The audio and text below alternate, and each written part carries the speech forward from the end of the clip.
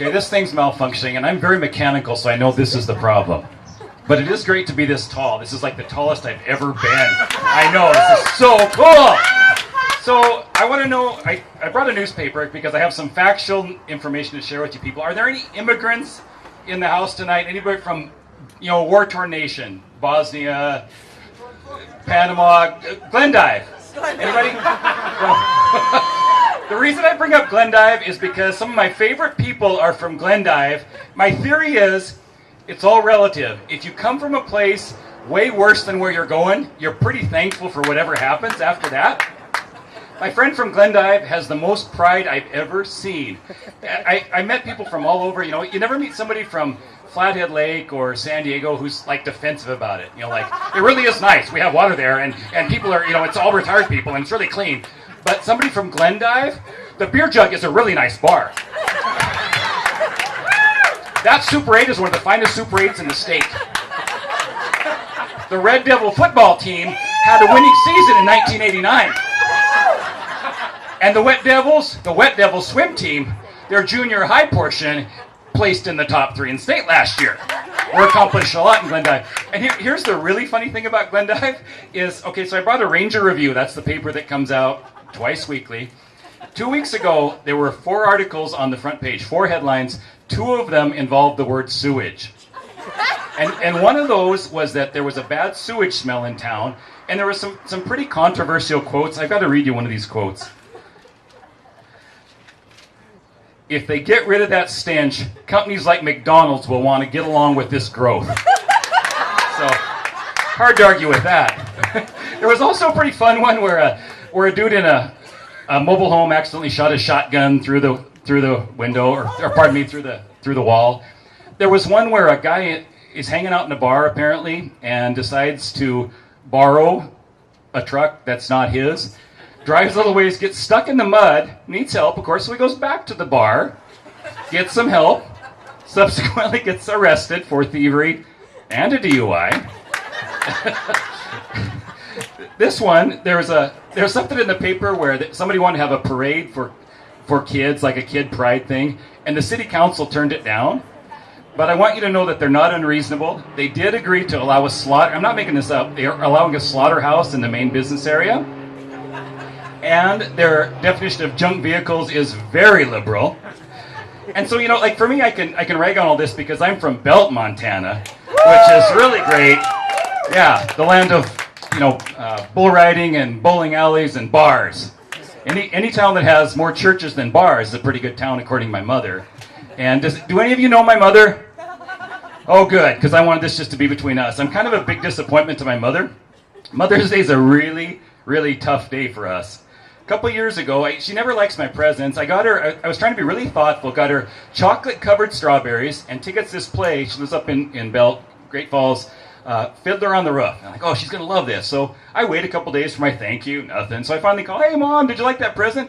Oh, I was wondering if you were still alive, if maybe you were dead in a ditch or in the hospital. All your sisters called on Mother's Day. I'm like, there's always somebody screwing up the curb, I'm like, so Mom, did you like the present? And, oh, yes. How would your assistant know that I'm allergic to strawberries? What about that play? That should be pretty fun. Oh, I guess it would be, but it's on a Thursday night. And, of course, I've hosted my quilting class every Thursday night for 23 years. But you're a busy man there in Billings, so I can't expect you to be bothered with things like that. So this last year, I get this email. It was just such a happy email. You guys know when you get those, it's like opening a little present. And it's, all capital letters with lots of exclamation points. I will not be accepting presents this year on Mother's Day. I'm like, cool, one less thing. So I tell my wife about it. This is perfect. We'll go to Vegas with a clean conscience. And she's like, did she say why? I'm like, oh, it was a book. I pulled it up on my phone. I didn't read the whole damn thing. So we're having a great time in Las Vegas. And I don't know how you guys are, but you tend to stay up late. You drink your breakfast. So on Sunday, Mother's Day, it's like 11:30, and I have like 23 missed calls from my family, and we're at the blackjack table. Finally, I take one from my sister. She's like, where the hell are you? I'm like, well, I'm at the outdoor blackjack table at the Hard Rock Hotel and Casino in fabulous Las Vegas, Nevada. where are you? She's like, I'm at our mother's house, dumbass, where you should be. Didn't you read her email? Like, well, yeah, the headline, that thing about no presents, which is great, one less thing. So she's like, read the email. So I pull it up. I will not be accepting presents this year. My one wish that would make my life complete is for my whole family to be here on Mother's Day. People should not bury the headline. So I call her thinking, this is pretty funny. Mom, we can laugh about this. And she's really religious, and so for her, this is horrible language. Mark, I must say, I'm rather disappointed, which is nothing new. And then she says, and I'm also pissed off. And like, she knows I'm trying this. I'm like, whoa, Mom, you're pissed off appointed. Oh, no, nothing at all. Yeah, she's a really, really tough crowd. Do any of you guys know my mom? Okay, is there anybody here from Baker? Because that's one slogan that Glendive has. I got on their website to look things up. I thought their slogan might be, at least we're better than Baker, or we're not Miles City, or something like that. But it's find yourself in Glendive. True story. And so I look it up a little further, and I'm thinking how this came about is some dude sitting around a table in a mobile home late at night, smoking cigarettes, drinking beer, saying, well, I got laid off the oil rigs in the Dakota Territory in '78. I hitched myself west, and I just kind of found myself here in Glendive. Do you get that? Okay. One more headline I have to talk to you guys about. Well, actually, not a headline. On the website, I'm comparing Glendive to Las Vegas. If you look up the Vegas.com, it has like 5 categories: shopping, gambling, shows, that type of thing. In Glendive, it has all those same things, but a whole bunch of different categories.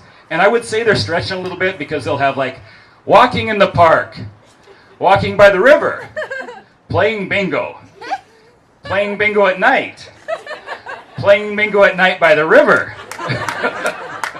They're trying really hard. The best thing I've ever read about Glendive is there was a little problem with funding in the high school, that they were running out of money for quit spit kits, to prevent kids from chewing tobacco, high school kids. Quit spit kits. And they did a survey with the high school kids, anonymously of course, and it turned out only 17% of boys at the high school chewed. Girls, only 12%. Pretty darn good. And the principal, always one to avoid controversy, said, that's pretty good, but I think we can do better.